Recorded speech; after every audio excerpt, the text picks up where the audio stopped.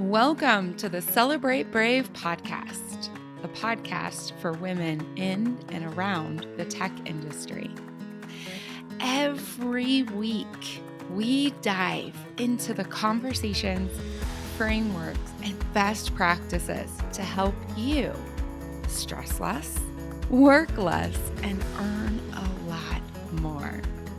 My name is Nicole Steinbach, your host and the International Bravery Coach for Women in Tech. Let's go.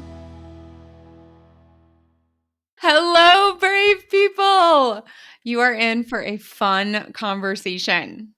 We are joined by an incredible guest, Ashley Willumitis, who is a friend of mine. She's also a client, and she is an incredible and new woman in technology. Hey girl, welcome. I'm so glad you're here. Hi, I'm excited too. That woman in tech thing, still new and exciting.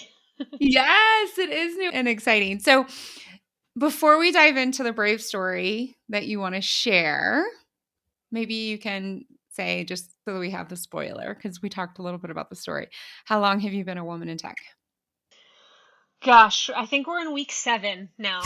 Um, I started at the end of January, recording here in the middle of March, so Exactly. not too long. Yeah. And I record these way in advance. So when this goes live, you'll probably have an entire quarter under your belt. So you'll be like 1,000,000% woman in tech, right? After a Oh yeah. quarter? I'll be so set. No more. No, I'm just kidding.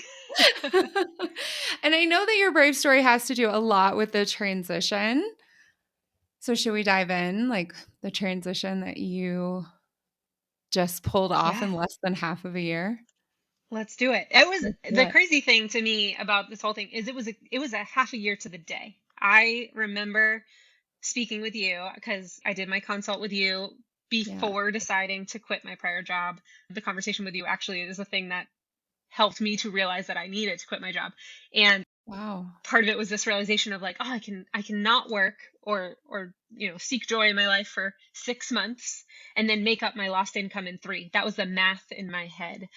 And my last day at my last job was July 31st, and my first day at my new job was January 31st. So I could not have guessed it would be that precise, but it That was. is very precise. That's incredible because we started working together in September. Is that true? Yeah, we started at the beginning of September because we did our consult, and I'm sure we'll get into this, but I was pretty broken down. I needed some space for my mental health to reset a little bit after leaving my job. And so I took about a month to myself, and then we started in September. That's all right. That's incredible. So 5 months. Wow, that's crazy. So what's fun about this is I didn't know some of that. That's kind of cool. Okay. So you did the math in your head and you were like, oh, wait a second. I'm so underpaid on the market Hmm. in tech, like tech underpaid, tech market underpaid, that I could actually be good to myself, take a break, Hmm. shift. All right. So let's hear it. How do you want to start your brave story? Because I already am like, are you guys listening? Do the math, get financial security. Yeah, yeah. So like, super high level background for folks. I spent the first 10 years of my career working in schools, but in school enrollment. So to be clear, I've never been a classroom teacher. That is a level of superhero that I am in awe of. But worked in a couple different universities, worked in study abroad enrollment with college students, and then at the end there for 4 years worked in a small boarding school in the admissions office. And boarding schools, for anyone who has not been a part of one as an adult, they're really all consuming. So you're doing a million other jobs, taking care of these kids on top of, for me, which Yeah. was like a 9 to 5, 12 months. I didn't get summer breaks. I didn't get spring break, things like that. And between having done it for a while, and it was probably time to start thinking about what I wanted to do next anyway, and then a pandemic in a Yeah. residential community with teenagers who were struggling with it just as much as the adults were, I burned out really hard. I am a human who has always believed in sort of giving first and the social contract that if I put my whole self in, then the community that I'm in will support me back. And towards the end, some of that fell apart and my mental health tanked pretty badly. And I knew I couldn't do it anymore. And I had this Mhm. plan that I'd take a year, I'd take a final year, I'd work with a career coach so that when I was done with that final year, I would be ready to transition out, make more money, move towards tech. And I did my consult with you, Nicole, Yeah. and a few other coaches. And I've always joked with my friends that you cracked me like an egg. Like your ability, you ask just the right questions, and I was in tears in this phone call. Yeah. Bless you for Yeah. sitting with me through that. I'm this stranger on the other line, and my world is falling Mhm. apart. And I really realized that like I needed different, I needed better, I deserved better. I had so much privilege to be able to take time and space. My partner also works at said boarding school, and so my housing was safe, my Mhm. benefits were safe as his partner, to be able to take time off and not have to worry about that financial piece. Yeah. And so, yeah, I think we talked on a Friday, Okay. and I think I said to you, I think I need to quit my job in tears. Mhm. And that Yeah. Monday I put in my notice, and that Yeah. was the middle of July. I ended at the end of July. I took a month totally off, spent time with friends, rode my mountain bike a lot. And then I started up with you. I started up with therapy at the same time. I started working for my friend's ice cream business. Let me tell you, if you want to So cool. do a reset on life, spend time with one of your dear friends making ice cream because uh, it was And, like, just the so coolest joyful. flavors too, right? Oh They my were God, so so wild, good. those flavors. Yeah. So Yeah. good. Yeah, and so I spent the fall and the winter, I made ice cream, and I got a bunch Mhm. of house sitting gigs watching people's dogs while they were traveling, and I rode my mountain bike a lot.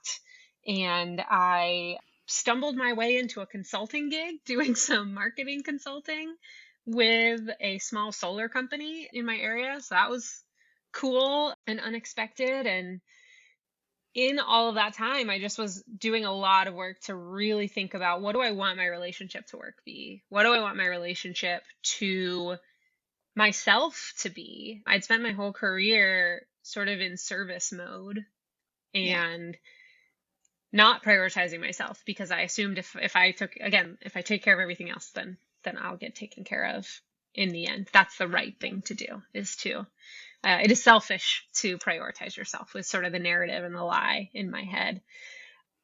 By the time I got to the point of interviewing for jobs, do a quick plug for interest interviews. They're magical. Go back and listen to Nicole's episode on interest interviews.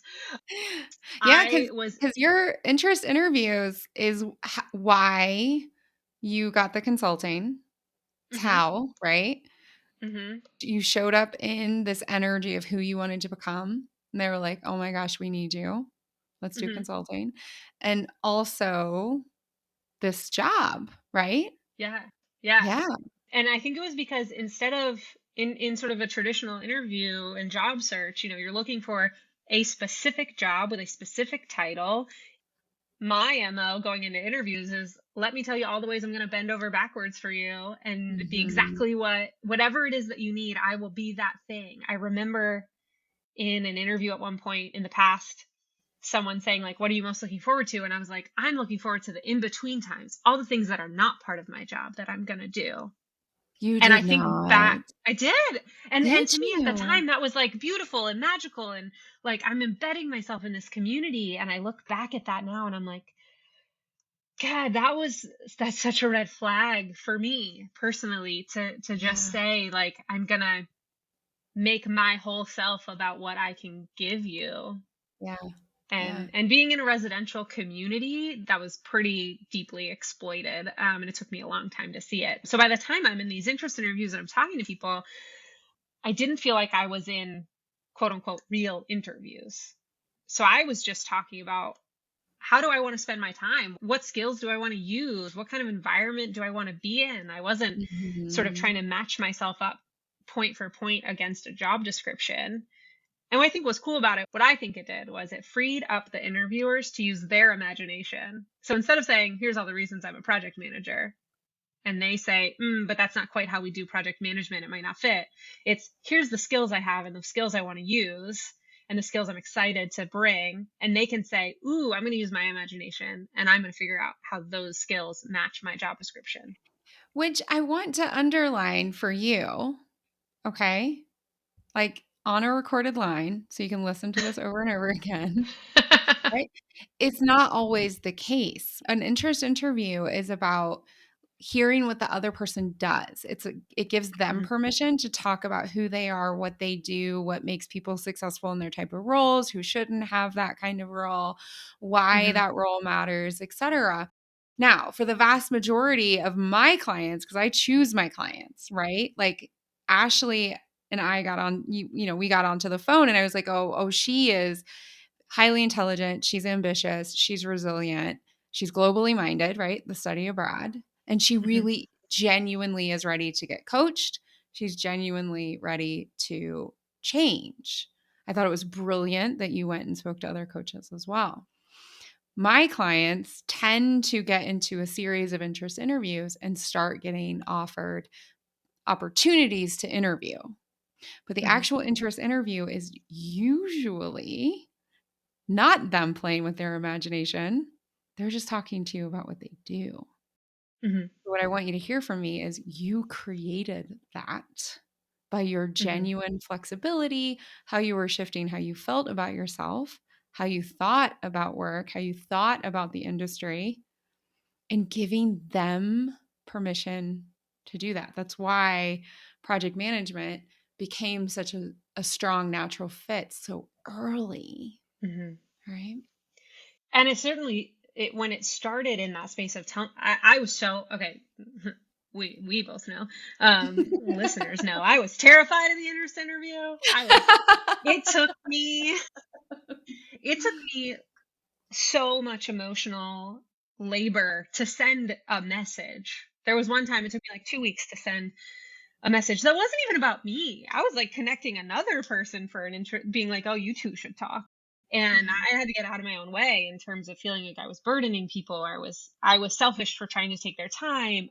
I was in the way, and how could I possibly be worth their energy? And it it was a rocky start. But, once I got, a few rounds deep on the interest interviews and I got more comfortable, it became easier to see when it Yeah. was a conversation that could shift towards Yeah. what I'm interested in.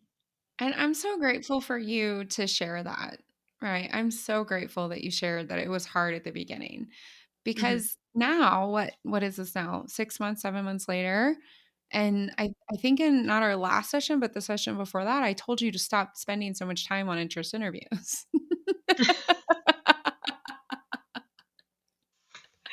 Well, the cool thing now though is I'm I'm really glad I did them, because I can Yeah, see now where they're turning over and going the other direction. exactly. People are talking to me instead of me being like, I'm still fishing for people who I can learn from, which I certainly still want to do. I'm hearing from people who are like, whoa, whoa, whoa, you did what? Yes, And you tell me right? about it. Yeah, And it's been really cool to see that flip happen. exactly. Yeah. Now that you've been on the other side and I, as a former executive and all that other stuff and now I'm a successful coach, like I also get asked if I'll do interest interviews. And it's so awesome for the ego. It's like, yeah, you want to Hmm. know about me and what I do? Yeah. Yeah. 100%, right? So, dear listener, you can presume that the other person is like, wow, they want to know about me? I love Hmm. talking about me. I'm in. Yeah. Right? Yeah, Yeah. and it also gives me a chance to, I started joking a while ago when I was doing this marketing consulting gig, that it was my professional gym. That this is my Mhm. because this isn't a career move for me. I'm not looking to get into this industry. I'm not looking to do this type of work long term. I'm going to use this as an opportunity to practice all the other things. I'm going to Yeah. practice being thoughtful about how many hours of work I'm putting in a day. I'm going to be thoughtful about whether or not I answer that email as soon as it comes in or if it can wait. Do I sync my email to my phone and have it give me alerts or not? Those types of things that in the past I have allowed myself to. It was Yeah. like exploitation central because I was always plugged in and always available and Yes. never felt like I was doing enough. I see myself still practicing that now with interest interviews. If someone reaches out to me and they want to talk to me, I'm like, okay, I totally want to talk to them. I'm so excited. And I'm going to be really thoughtful about, where do I have time? How can I make sure, in order to give my best to them, I actually need to make sure that I'm protecting my time well. I'm not scheduling a 30-minute call when I only have a 30-minute break. Let's give myself a buffer. Don't do it on a day when I have a ton of meetings, because it's not good for me to overload my schedule. And it's certainly not good for the person I'm trying to talk to if they're not getting all my attention. So it's neat to see the ways in which I can take some of those skills that I learned in my time away from full time work and put them to practice in other settings. So it's pretty cool. Yeah, and it's so much based on self-trust, and Hmm. self-trust becomes trust of the other. Because one of the things that we know is true, at least for women in technology, is this, like, we have made being overworked, which often means we're doing other people's jobs. We've normalized that, and practicing letting other people do their job, trusting that they can, that they will, that they should do their job, is such an empowering self-confidence boost. Hmm. And then you specifically, Ashley, you get on your bike more often, Hmm. which is your happy place. Yeah. Yeah. Yeah. I think one of the things that I learned the most in this transition was like, I use the word allowed, and I know I'm an independent human. I'm allowed to do whatever I want. But what I feel like is sort of socially acceptable and like Yeah. society allows, what I'm allowed to prioritize is a completely different category of items and checkboxes than I have in the past. In the past, it would have been like, okay, I'm going to prioritize X, Y, and Z about the working environment or the job or the community in which I'm working. And now it's like, actually, I'm going to prioritize my life. I'm going to prioritize my Yes. partner and spending time on my bike and getting enough sleep and joining a work community that allows for all of that. Yes, And exactly. if I can take care of myself, if I can find joy in the part of me that exists outside of this 8 hours a day, Monday through Friday, then I don't want to be miserable at work all day, but like how I'm feeling at work matters less because I'm not using it as my source of truth and joy and purpose anymore. I'm finding truth and joy and purpose in the rest of my life, which is so much more of my life. I think I'm going to ask Lila, my incredible podcast manager, just to loop that for like the next 5 minutes. Just that piece over and over and over and over again. That is the soul of the work. Hmm. So, how do we, and this was the work I had to do too. To be honest with you, I don't think I've ever shared like my full story on my podcast, but I was massively overworked. I had outsourced all of my worth into my professional space. And part of that was because I grew up so in so much scarcity, financially, emotionally, whatever. But the other part is because I was this amazing student, right? And how do you go from being an amazing student into the workplace? You don't get your grades anymore, so you better put more out and put more out and put more out and put more. So at Hmm. some point, I mean, my partner, who's now my husband of over a decade, was going to break up with me because I kept Mm. canceling holidays and time off. And I would be at his family's home having dinner, and I'd be constantly on my Blackberry to make myself sound very old. And doing that work of actually centering my life, and work is a part of my life. That is the soul of the Hmm. work, to be paid properly, to be working well and not being overworked, to being connected and to being joyful and truthful of self. That is the work. And my coach at the time talked to me about how life is actually a table. I don't think you and I ever talked about this, but this is how my coach at the time helped me go from like, I didn't even count flight times and I was working 70 to 80 hours plus all the Mm. global flights. I didn't even count that, right? Because, dear listener, at the time, there was no Wi Fi on planes. So I didn't count it as work time. What a weirdo. Anyways, so life is this table. And if you only have one leg on your table, when work isn't going well, your life falls apart. Or Mhm. if you have one really thick leg and one tiny little twig, and the leg gets the thick leg of work, then your life falls apart, right? So, how Mhm. many legs can you have holding up your table? And that was a metaphor and a work that I did for, I think that alone was 9 months of coaching for me. Mm. I wasn't as adaptable as you were. It took me much longer. I fought it a lot more. I fell apart. Like I've Yeah. told people I didn't like, step calmly into this transition. I like flung myself off the metaphorical cliff and I blew my world up for a while. And when you do that, your only option is to be open to whatever might come. What you were saying about the table though made me think about I was listening to a podcast recently, couldn't tell you which one, so can't give it a plug. Probably something by Glennon Doyle. But it was um, they were talking about the terminology was diversify your portfolio of meaning making. Oh, I just got goosebumps all down my back. I know we need to like Google what whoever it was that was talking. I think that is like a trademarked phrase, so I'm sure we can Google it and figure it out. But yeah, this idea diversify your portfolio of meaning making because you're right. If it only comes from a single source, and it probably doesn't even matter if that single source is work or your partner Yeah. or Yeah. whatever organization that you're part of. If it's a single source, it's not enough because you're right. When it falls apart, everything falls apart. Yeah. It's so true. Yeah. I think the other thing I had to flip on its head, and that I'm still very, very, very much working on, is this idea of like giving my best at work.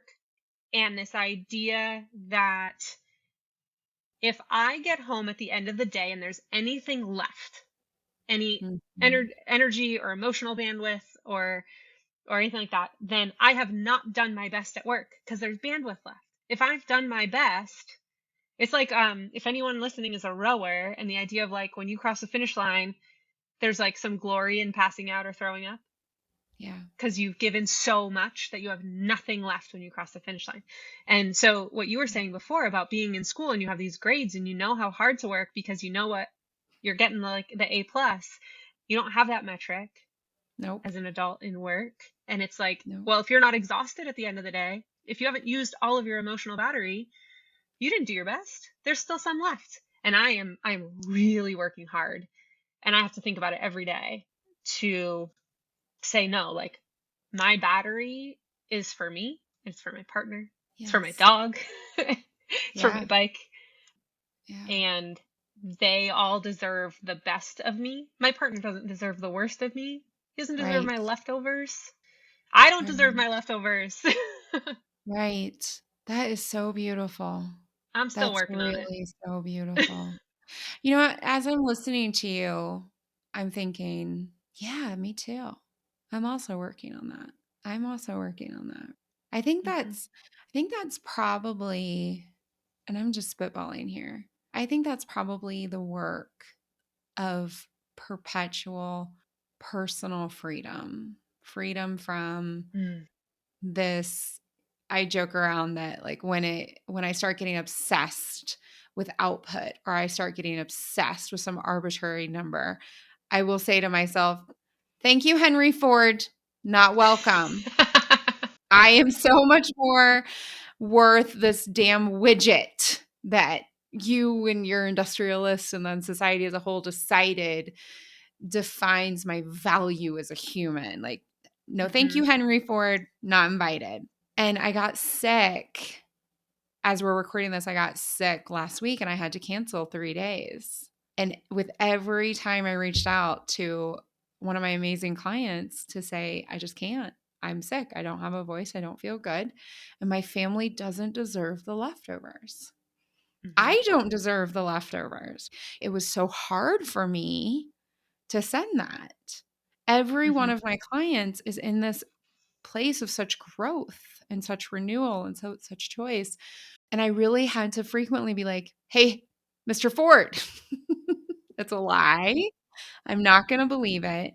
And what actually ended up coming out of that for you, it's like you're so much lighter. You have so much energy. You and your partner are planning a variety of things. You went to Prague.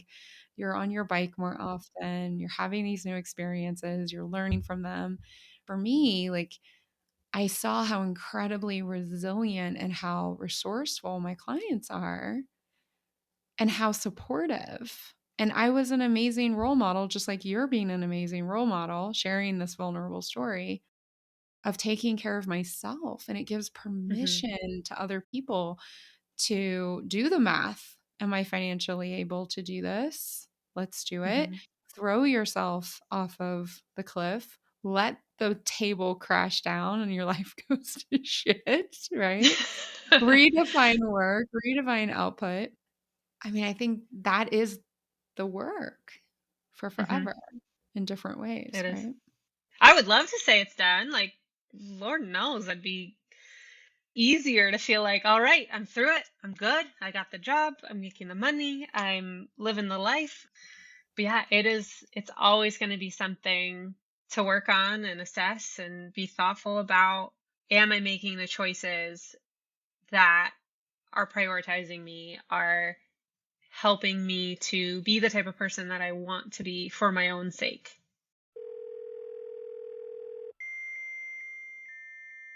Oh, so dear listener, we just had a big technical thing, so that was fun. Right in the middle of our conversation, basically, the awesomeness got too much for my entire house, and all the power went out.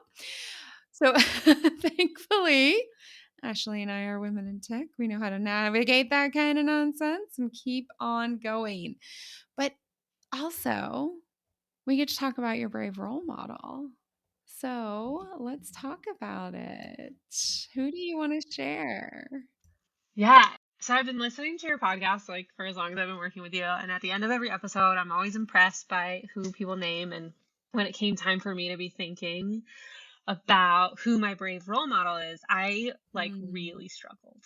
I think a lot of the people who I've traditionally looked to as role models, as I started to think about them and think about what is it about them, like how would I explain on this podcast why they're my brave role model, I realized that they actually fall into a lot of the patterns that I'm trying to get myself out of. So it's people who I love them dearly, but other people who also are so selfless at work Mm. and so willing to extend themselves and put themselves out there for others in a way I've historically viewed as really beautiful. And now I'm starting to try to set my own boundaries to prioritize myself. So it's hard for me to look to those people as role models right now. And and I love that you use the word selfless because in a lot of cultures, selfless in the translation for it is a really positive word. Mhm. Y'all, it literally means of no self. Mhm. It means you have no self. What? It's like go be a table, go be a set of drawers, Be a go be a tool for computer, be someone a else. tool. And Yeah. and I love that you brought that here because I am perpetually working on hearing that word and not allowing, not permitting that ingrained, socialized, oh, that's what a woman should be Mhm. of no self.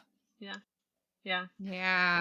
Okay. So I started thinking of who I want to be looking towards, and the person who came to mind is a friend of mine. She's from my mountain bike world, which is the one of my favorite parts of my world. And her name's Kathy, and she's also a woman in tech. She works for a pretty big global company, and she's very successful at a pretty high level. And not only has she been like the so phenomenally supportive of me, like willing to talk me through what she thinks of job offers Yeah. and what her experience has been. I certainly did an interest interview with her, let's be clear. Of Um, course.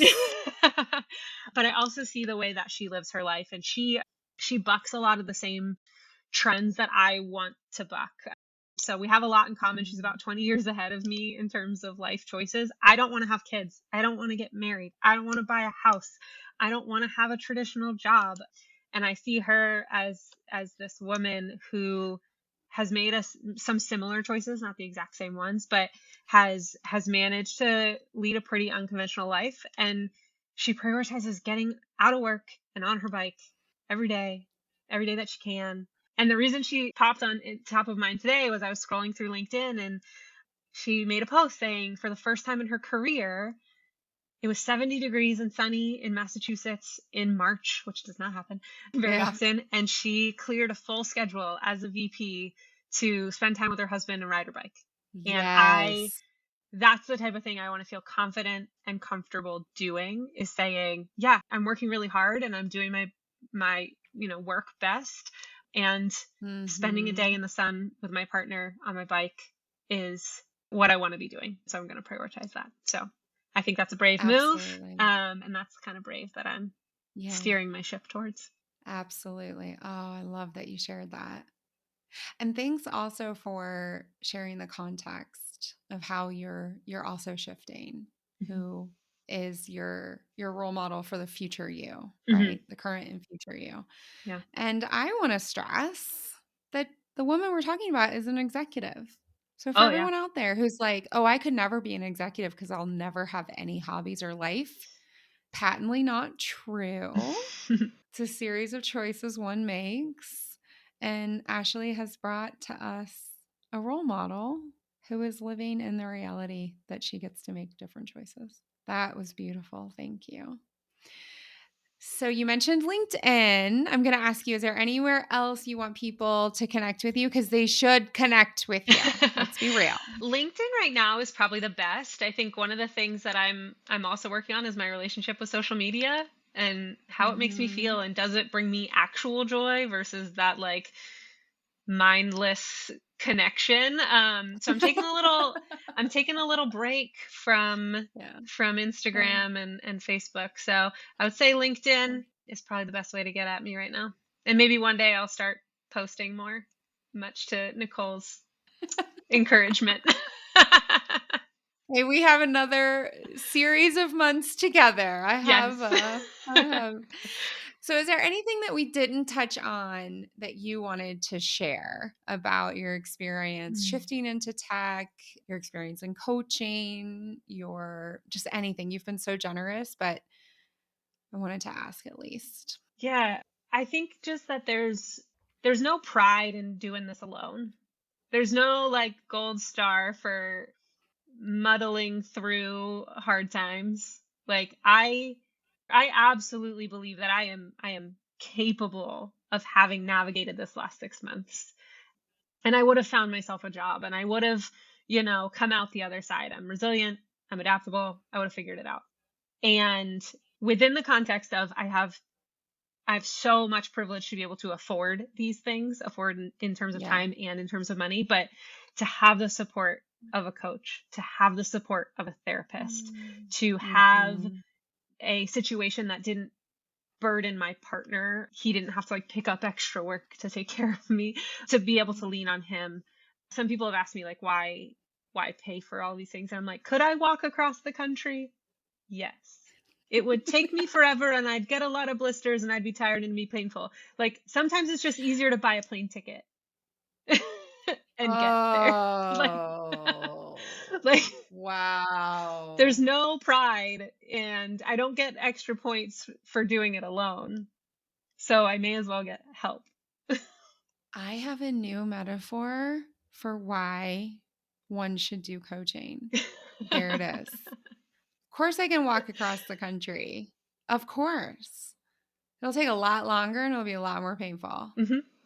And The for end goal is the therapy as same, but well. like I may as well Yeah. like somebody can like serve me a beverage on the way. So